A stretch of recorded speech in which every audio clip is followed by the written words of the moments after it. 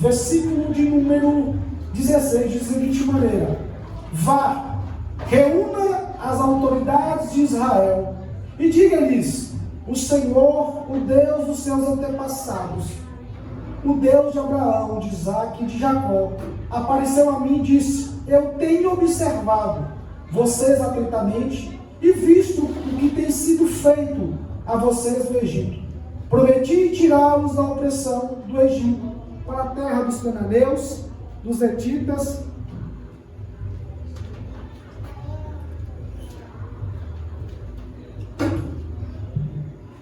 graças a Deus. Glória a Deus. Vamos. Prometi tirá-los da opressão do Egito para a terra dos cananeus, dos hetitas, dos amorreus, dos fariseus, dos heveus e dos jebuseus, terra onde flui leite e mel. Versículo 18. As autoridades de Israel o atenderão, depois você irá com elas ao rei do Egito e lhe dirá: o Senhor, Deus dos hebreus, veio ao nosso encontro. Agora deixe ir nos fazer uma caminhada de 3 dias, adentrando o deserto, para oferecermos o sacrifício ao Senhor, o nosso Deus. Eu sei que o rei do Egito não os deixará sair, a não ser que uma poderosa mão o force. Capítulo 4, versículo de número 5.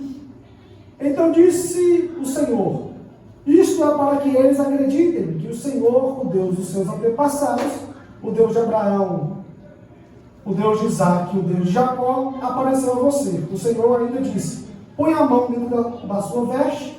Assim Moisés pôs a mão dentro da veste, e quando retirou, ela estava leprosa, parecia neve. Ordenou-lhe depois: agora põe de novo a mão dentro da sua veste. Moisés tornou a pôr a mão dentro da veste, e quando tirou, ela estava novamente como o restante da sua pele. Somente aí, irmãos, nós vamos pontuar esses versículos, tentando olhar para essa escravidão imposta por Faraó sobre o pessoal do Egito. Vocês que conhecem totalmente essa história, e nós não somos alheios aos escritos de Êxodo, o povo de Israel, o povo israelita, lá em Gênesis, Deus, depois que ele faz uma aliança com Abraão, ele fala com Abraão, olha, que a descendência de Abraão ficaria escrava de um povo estranho, e ele vai datar uma data, ele vai colocar um tempo, ele vai colocar aproximadamente 400 anos que esse povo ficaria escravo dentro do Egito. E isso se sucede, esse povo fica escravo dentro do Egito, esse povo é escravizado, e nesse período de 400 anos, é normal que aquilo que esse povo carregava como evidência de um Deus fosse se perdendo pela uma cultura que foi imposta sobre eles. O povo egípcio tinha uma cultura diferente de um povo israelita, de um povo que servia a Deus. Então é normal que quanto mais você se mistura com a cultura avessa, aquilo que você professa de fé, aquilo que você crê, aquilo que você evidencia, se você não se posicionar de forma contra essa cultura, com o tempo passando, você vai começar a se amoldar a ela. Você vai começar a lidar com essa cultura de forma tão normal que você não vai ver mais problemas em você se compactuar ou se aderir a essa cultura que está sendo imposta sobre você.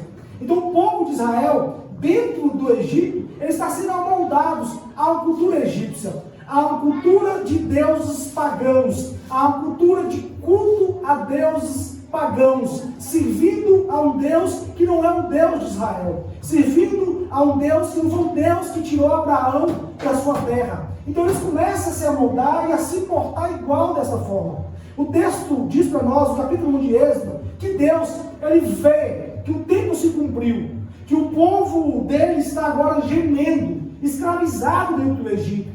Então ele resolve agir em favor desse povo. E o que Deus vai proporcionar? Ele vai proporcionar que nasça uma criança, que posteriormente vai crescer, uma criança que vai sair do Egito, vai fugir daquele ambiente com o nome Moisés, que seria um instrumento de Deus para tirar esse povo da escravidão, para tirar esse povo daquela cultura que ele estava envolvendo. Só que quando nós olhamos para esse cenário, capítulo 3, nós percebemos aqui que Moisés agora já teve um encontro com Deus, já foi revelado para ele o que ele deveria fazer, como ele deveria fazer, como ele ia fazer. Moisés já conhece quem é que está governando sobre o Egito.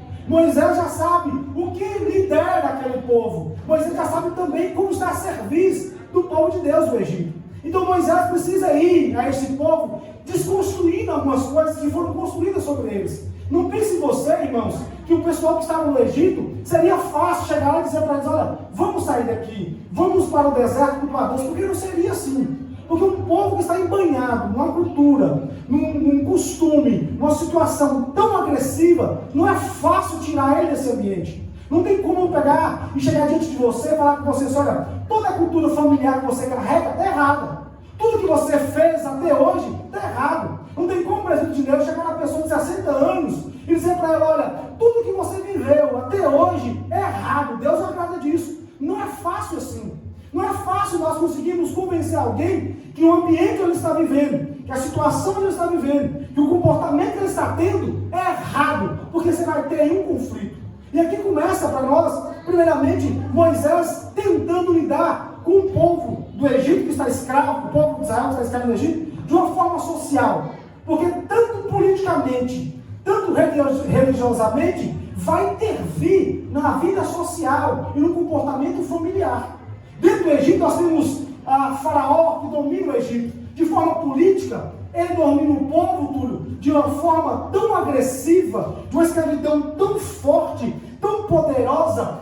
O povo que estava sendo governado por Faraó não tinha liberdade de pensar diferente. Não tinha liberdade de tentar fazer algo diferente daquilo que estava predeterminado por Faraó. Então, a escravidão política era muito absurda naquele ambiente. Então, se pensasse diferente, condenado. Se agisse diferente, morto. Não tinha como uma pessoa pensar de forma diferente. Além disso, a religião que o povo estava estabelecendo estava tão conectada politicamente com o Faraó que eles não tinham capacidade de pensar em outra possibilidade de servir a outro Deus. Então você tem uma religião que está junto politicamente para dominar o povo socialmente. Então quando você olha para esse tipo de situação, se transforma em algo quase impossível de sair.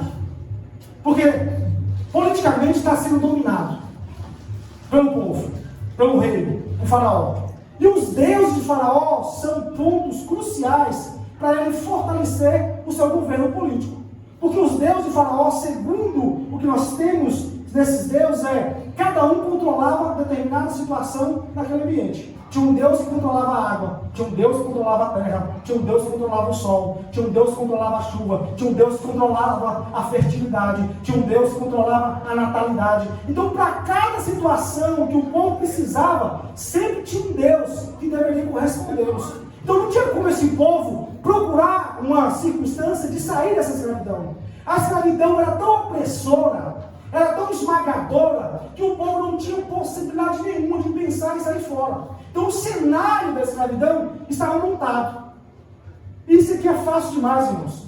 Quando eu olho para isso, eu vejo que desde o começo dos primórdios, sempre funcionou da mesma maneira. A escravidão, ela não vem simplesmente de forma social. Ela começa de forma política, que se une a uma religião e que se transborda no social.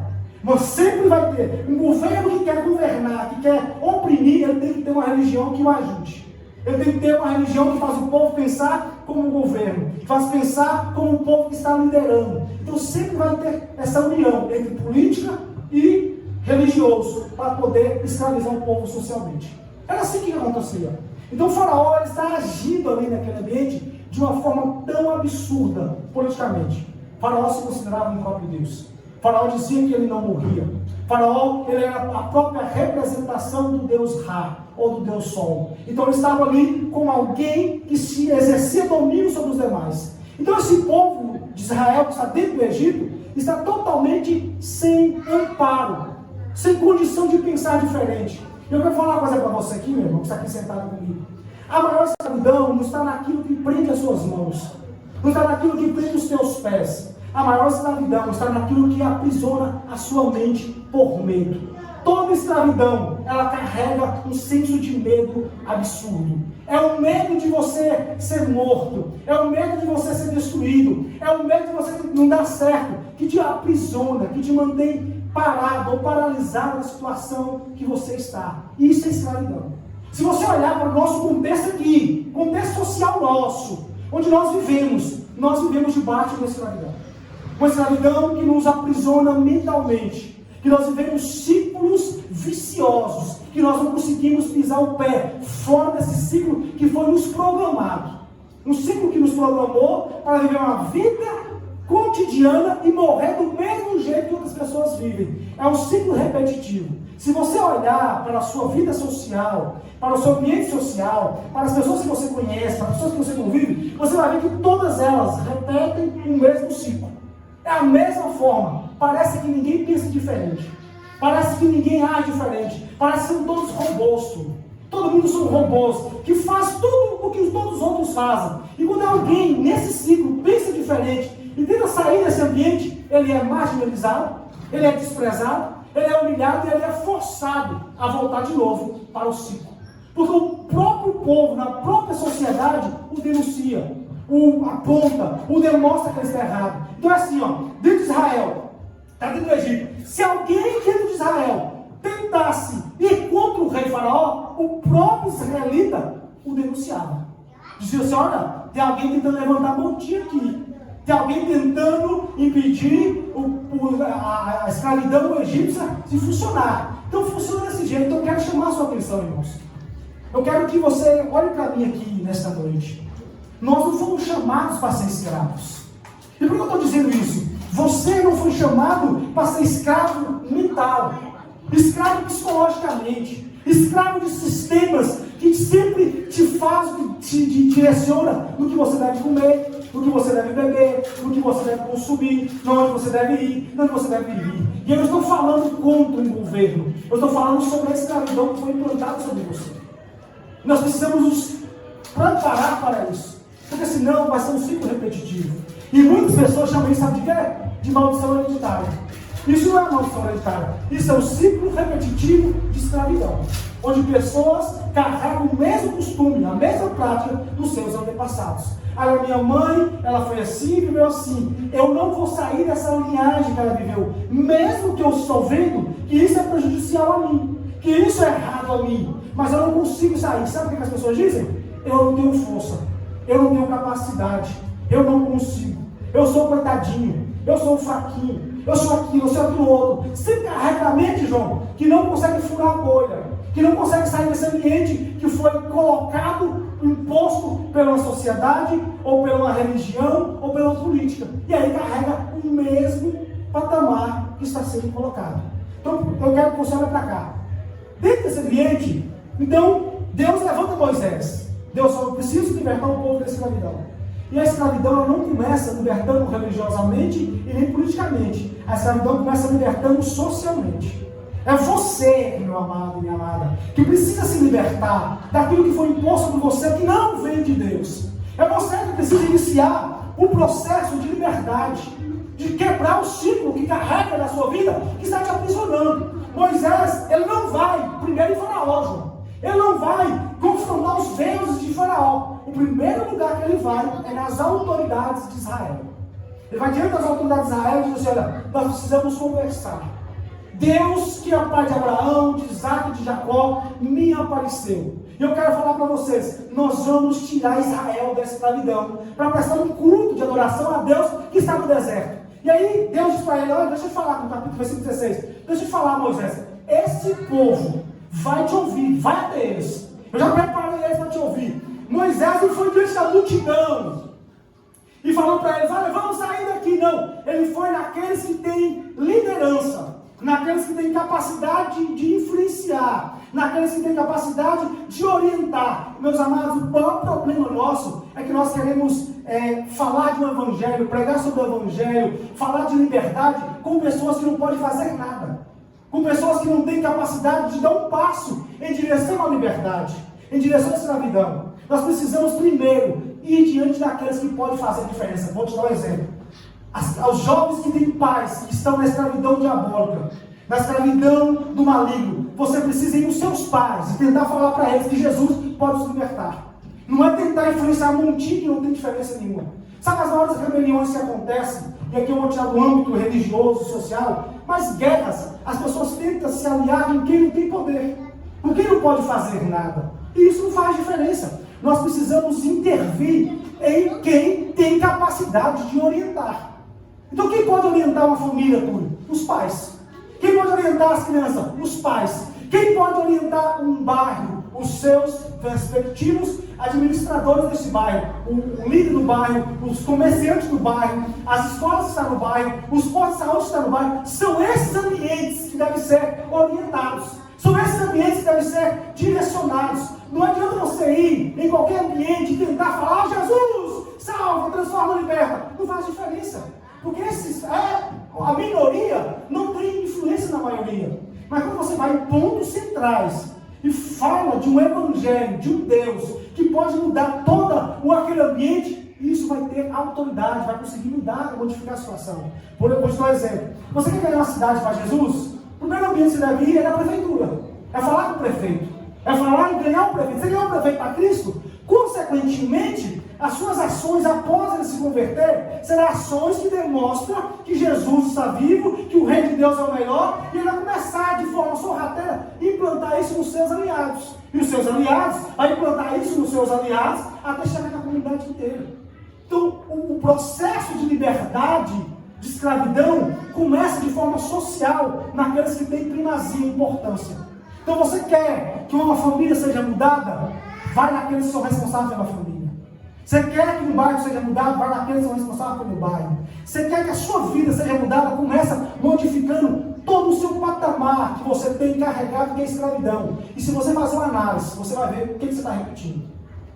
Se você fazer uma análise hoje, você vai ver o caminho que você está andando. É tipo assim, ó, é fácil demais identificar. Com 30 anos, o meu pai era o quê? Ah, meu pai era isso. E eu, com 30 anos, sou igualzinho ao meu pai. Opa, tem uma influência aqui. Com 35 anos, meu pai era o quê? Meu pai era isso. E eu, estou sendo igual. Os meus irmãos, igual. Peraí, então eu estou seguindo e repetindo o mesmo ciclo. Eu preciso quebrar isso aqui. Isso aqui não é hereditariedade. Isso aqui é um ciclo repetitivo social que está me levando a repetir aquilo que os meus antepassados repetiram. E isso, a maioria das vezes, é escravidão. As pessoas falam assim: puxa vida, o meu pai foi pobre de maré, maré desci. O pai dele foi pobre de maré, maré desci. O vô dele foi pobre de maré, maré desci. Eu sou pobre de maré, maré desci. E os meus filhos serão pobres de maré, maré desci. Não. Se você descobriu, se você viu que isso está se repetindo, você tem que ser aquele que dá o primeiro passo para sair dessa escravidão. Dá o primeiro passo para sair desse ambiente que está sendo oprimido. Então nós precisamos ter uma atitude que vai intervir de forma social. E isso começa de nós. A pergunta que eu vou fazer para vocês da igreja: como tem sido o evangelho dentro da sua casa, dentro da sua família? Quem é que tem sido o mais falado para libertar um povo dentro da sua casa? Ou você tem repetido essa situação? E aí eu falo assim: ah, mas Hugo, isso tem o que a ver, irmãos? Ninguém é neutro.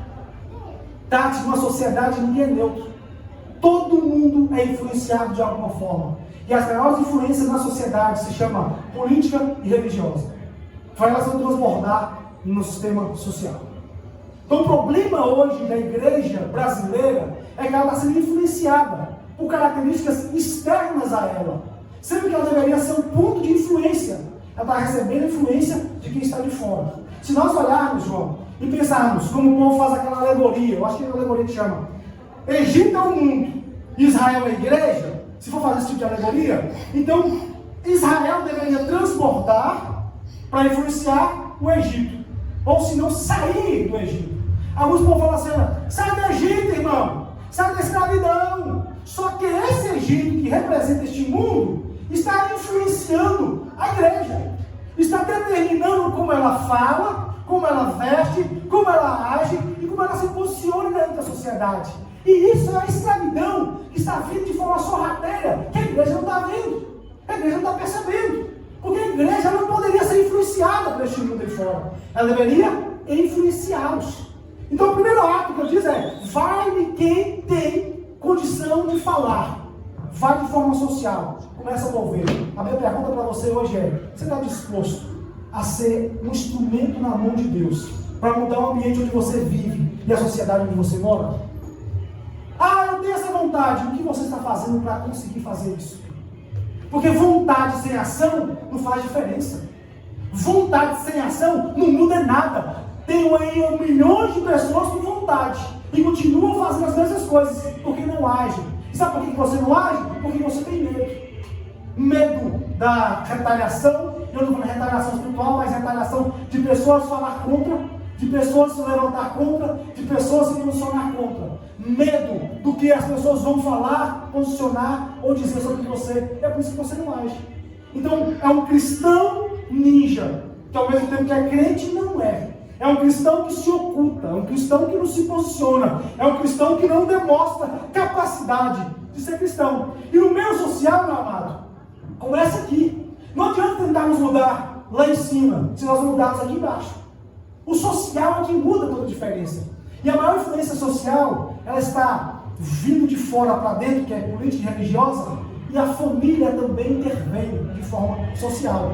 Por exemplo, vai falar com o seu pai, com a sua mãe, que aquilo que eles aprenderam há 50 anos atrás está errado. Não é fácil assim. Vai falar para eles que a forma que eles lidam com diversas situações no mundo está errada. Não é fácil assim. Então Deus fala para Moisés, vai diante desse povo. Esse povo pode fazer diferença. Depois disso, eu digo o seguinte, depois que você for até esse povo, você vai diante do rei do Egito. Você vai, depois que você influenciar esse povo, depois você vai agora naquilo que é político. Vai no que é cabeça política, quem pode governar. Vai diante do rei do Egito. E diante do rei do Egito, fala para ele, olha, nós temos uma missão. O Deus que nós servimos quer que nós vamos até o deserto prestar a ele um culto. E aí Deus diz para Moisés, ele não vai deixar. Ele não vai nos libertar para isso. Porque primeiro, Faraó tem deuses aqui no Egito. Então para que você vai no deserto, você pode adorar aqui? O que Faraó falou para eles foi, para que vocês vão caminhar no deserto, se vocês podem adorar o seu Deus aqui? Na verdade, no ambiente politeísta, onde vários deuses se posicionavam, não precisava sair dali para ir no deserto. Sabe aquele momento que Jesus disse para você, olha, você não precisa ir na igreja não. Você não precisa sair do seu ambiente para adorar não. Fique aí, fique no cômodo, fique tranquilo, adore aqui. Então a ideia que Faraó estava usando sobre eles era, não saia, adore seu Deus aqui. Arruma um espaço aqui, bota aí uma estátua dele, presta um culto a ele aqui, para que vocês vão sair desse ambiente? Lembrando vocês, a ideia de Deus é, eu não quero que o povo fique aqui escravo. E liberdade ou libertação, irmãos, é ruptura. Libertação é romper com os valores, é romper com aquilo que foi imposto, é romper com aquilo que não provém de Deus. Isso é ser liberto. Algum povo diz, libertação plena. Qual libertação plena se você não rompeu com aquilo que estava te escravizando? Libertação é romper com os vícios. Libertação é romper com ditaduras mentais que foram impostas sobre você, que não provém de Deus. Libertação é romper com valores impostos pela sociedade, que está indo contra aquilo que o seu Deus disse que é certo. Ser liberta, você dizer assim, olha, eu não posso me conformar com a sociedade que apoia valores políticos que vai contra aquilo que Deus me proporcionou. Por exemplo, você não pode ser crente, isso aqui, irmãos, é uma visão cristã, tá bom? E ser a favor do aborto. É muito contraditório. Você não pode ser crente e ser a favor do divórcio. Você não pode ser crente e ser a favor do abuso infantil. Você não pode ser crente e ser a favor da liberação das drogas. Isso é contra o posicionamento de um Deus que você serve. Só que, todavia, a escravidão era tão ferrenha sobre nós que o medo de posicionar contra isso nos faz ficar a favor ou ser omissos. E está tudo bem. Não existe libertação plena sem nós nos posicionar. E para nos libertar, vai ter às vezes sacrifício, vai ter às vezes sofrimento, vai ter às vezes dores, vai ter às vezes angústia, vai ter às vezes choro. A libertação nos proporciona a romper com estruturas colocadas em nós que não provém de Deus. Então, diz, olha, politicamente, o governo que está governando, que é Faraó, não vai te deixar ir. Porque você não precisa sair. A ideia de Faraó é, para que você vai adorar outros deuses? Tem uns deuses seu aqui, e se porventura não tiver, levanta aqui uma estátua, ou uma árvore, ou alguma coisa, e presta culto aqui. E Deus diz para ele, não, nós precisamos sair. Nós precisamos sair debaixo dessa escravidão que nos leva a ser contra o nosso Deus. Então, o âmbito espiritual, o âmbito social, agora ele expande para o âmbito político. Moisés já tinha convencido o povo. E aqui presta atenção, não é a nação inteira não, era só os líderes. E os líderes foram até agora o âmbito político. E o âmbito político disse, não, vocês não podem sair. Porque se nós permitir que Israel saia, nós vamos ter uma ruptura muito grande dentro do governo do Egito. E ele vai mostrar que Faraó não é Deus. Faraó não é a representação de Deus. Faraó não tem capacidade nenhuma de manter uma nação. Se esse povo sai, vai mostrar que Faraó é fraco. Que Faraó é muito débil para lidar com essa situação. Então o Faraó não vai te deixar. Aí depois disso ele percebe, vai dizer para Moisés, olha, capítulo 4, vai dizer para Moisés, é o seguinte, para você vencer as estratagemas que Faraó usa, você precisa vencer os deuses que ele tem proporcionado para você. Você precisa demonstrar que o âmbito religioso, a adoração de Yahvé, é mais profunda que a adoração desses deuses que estão aí. E você vai atacar agora de forma religiosa. Você vai em um âmbito agora religioso. Você vai confrontar a religião ou os deuses que Faraó serve. E da hora que Faraó se apresenta. E para isso vai ter uma batalha aqui. Até então, diante do social, o versor deu certo. Diante do político, ele não aceitava. Mas quando vai para o âmbito religioso, ele diz, você vai ter que ter agora uma disputa de deuses. Vai ter que mostrar que esses deuses que estão aí de Faraó não servem para nada. São só estruturação para aprisionar, para amarrar, para prender o povo na escravidão. Irmãos, se nós poderíamos ir para muito âmbitos aqui, não vai ter tempo hoje, nós vamos falar isso depois, é que a sociedade que nós vivimos, ela levanta vários deuses. Isso não, quando eu falo deuses, irmãos, eu estou dizendo que é divindade disposta a receber adoração. Estou dizendo que são ídolos que nos aprisionam nelas, para nós não vermos o que nós precisamos ser libertos. Por exemplo, a nossa sociedade hoje, para escravizar o povo, para que eles não tenham liberdade de cultuar um Deus verdadeiro, levanta várias circunstâncias e situações, estabelece como ídolos, para que esse povo possa cultuá-las e não cultuar o Deus verdadeiro. Por exemplo, essa ideia que você pode somente cultuar em casa, isso é um ídolo que foi levantado. É uma ramificação de uma adoração ao ídolo digital. Se você perceber a nossa sociedade hoje, e aí nós vamos fazer posteriormente, lidar com isso, existe hoje, quer ver? O celular, que hoje virou um ídolo na vida de muitos cristãos. Um jogo de futebol, uma novela, um Netflix, um certo tipo de filme, um certo tipo de devoção, e aqui nós não estamos usando a expressão que o crente não pode. O crente pode, irmãos.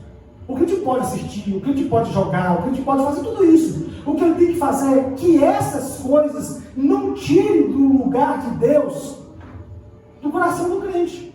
O crente não pode prestar um culto diante de um celular e esquecer de um Deus verdadeiro que precisa de uma oração e de adoração. O crente não pode gastar horas e horas e horas numa devoção em uma televisão ou numa tela, esquecendo do Deus verdadeiro. Não está impedindo que o crente faça. O crente não pode substituir a adoração ao Deus verdadeiro por adoração a coisas que o prende. Quer ver uma coisa aqui? A nossa sociedade brasileira hoje está vivendo uma escravidão tão absurda, psicologicamente, que cientistas estão dizendo aí que daqui a 10 anos, os jovens que nasceram na época da pandemia até a frente, vai ser grandes pessoas que não têm capacidade de raciocínio, de lidar com a sociedade, porque está sendo escravizado desde pequeno. O celular colocado na mente desse povo, que virou deuses para eles, tem impedido essas crianças, esses jovens, de ter reação psicológica diante da sociedade. Estão virando tudo robôs ou marionetes digitais. Você vê hoje pessoas andando na rua, repara para você ver, é o mesmo comportamento, postura a cabeça baixa, o ombro assim, tudo com o celular na mão. Não é que é proibido você usar, é que a pessoa não consegue lidar com a tecnologia de uma forma correta. Então, dentro de Egito tem deuses que não têm valor nenhum, não funcionam, não faz nada, são coisas inanimadas, coisas que não têm reação. Só que é usado isso aqui para aprisionar o povo da escravidão. E ninguém se liberta se não sair dessas fantasias que foram colocadas. Eu costumo chamar de são de fábulas ou fantasias impostas somente no povo. Então eles falam, olha, você vai ter eles. E você vai mostrar sinal. E é onde que Moisés vai jogar uma vara no chão, a vara vira cobra. Faraó faz a mesma coisa. Ele faz a água virar sangue. Faraó faz a mesma coisa. Na terceira, ele faz piolhos cair do céu. Aí Faraó reconhece, não, aí é o dedo de Deus. A partir desse momento, começa o verdadeiro confronto. Porque nesse ambiente, confrontando os deuses que Faraó dizia que estavam sobre eles e vencendo, e agora as pragas que Deus lança, cada praga vai de encontro a um deus de Faraó. Lança a praga das rãs, que vai de encontro a deusa chamada Requete, que lhe dava uma fertilidade. E ele fala assim, olha, não tem conversa nenhuma, venceu. Então Deus começa a demonstrar que o seu poder é superior aos deuses do Egito.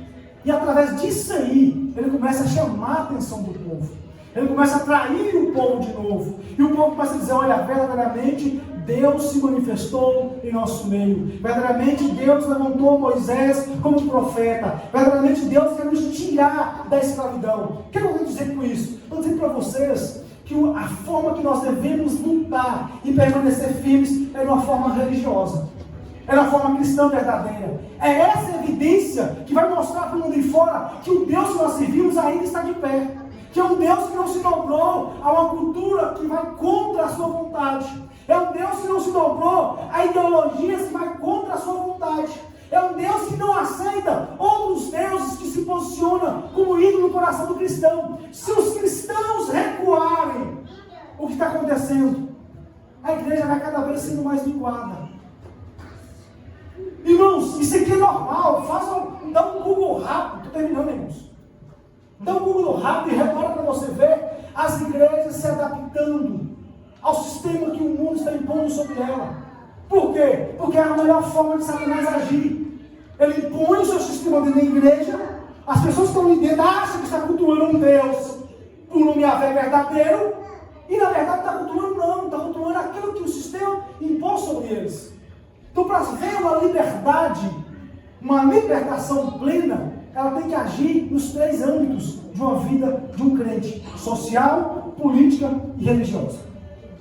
Não tem como você, desculpa, irmãos, isso aqui não é nem pauta da igreja falar, mas eu preciso falar. Não tem como você ser uma pessoa cristã, que vive uma vida social com vontade de Deus, voltar no partido político que apoia todas as pautas que vai contra a vontade de Deus e tentar cultuar no ambiente que serve o mesmo Deus. Existe uma fusão errada aí. Não tem como.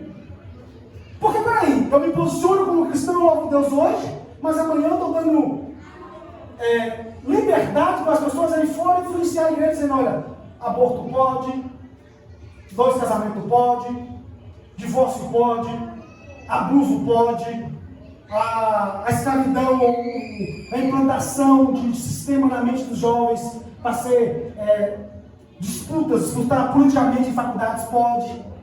Mas na igreja está louvando um Deus que diz que é verdadeiro, é contraditório. E o texto de Êxodo parece nos mostrando assim, olha, desde que o mundo é mundo, isso acontece. E a única esperança para tudo isso, nesse que nós fazemos esse bolo todo, a única esperança é a ação sobrenatural de Deus. Se Deus não estiver, e quando eu falo Deus, eu falo Yahvé para melhorar, não estiver agindo por meio de Cristo, não tem esperança para a sociedade. Não adianta nós tentarmos correr, vai em um, vai em outro, se nós não recorremos àquele que pode fazer a diferença, que é Yahvé, que é Deus, o Deus de Cristo. A sua liberdade não pode ser condicionada, confiada em partidarismo político, em partidarismo religioso, em partidarismo social. A sua liberdade tem que ser condicionada exclusivamente em Jesus Cristo de Nazaré. Não tem como você ter esperança nesse mundo que está se levantando aí fora, porque ele vai te escravizar de alguma forma. Ele vai te tirar o direito de adoração, o direito de voz, o direito de posicionamento, até o direito de criar sua família, ele vai tirar. Porque é isso que a escravidão faz. Porque quando Israel tenta sair da escravidão do Egito, o que ele faz? Aumenta a carga de trabalho e também aumenta a carga tributária. Parece que eu estou olhando para o governo atual. Aumenta a carga de trabalho e aumenta a carga tributária. Vai trabalhar dobrado, vai pagar imposto dobrado e não vai ter espaço, não vai ter capacidade nem de pensar em sair da escravidão. Às vezes eu me sinto assim, irmãos. Às vezes eu olho para a situação que nós estamos vivendo e falo, puxa vida, 8 horas trabalhando de forma tão absurda, que quando chego em casa eu não tenho ânimo nem para ler um livro. Isso é sintoma de escravidão. Porque o que vai abrir a sua mente, que vai te tirar da escravidão, se você não tem acesso à informação? E dentro de Israel, dentro do Egito, era isso que eles faziam, mas eu direi, tiravam do povo acesso à informação, acesso à liberdade, e impunham sobre eles trabalho dobrado, trabalho pesado. E além de tudo, até a influência familiar eles interviram. Não podem ter filhos homens.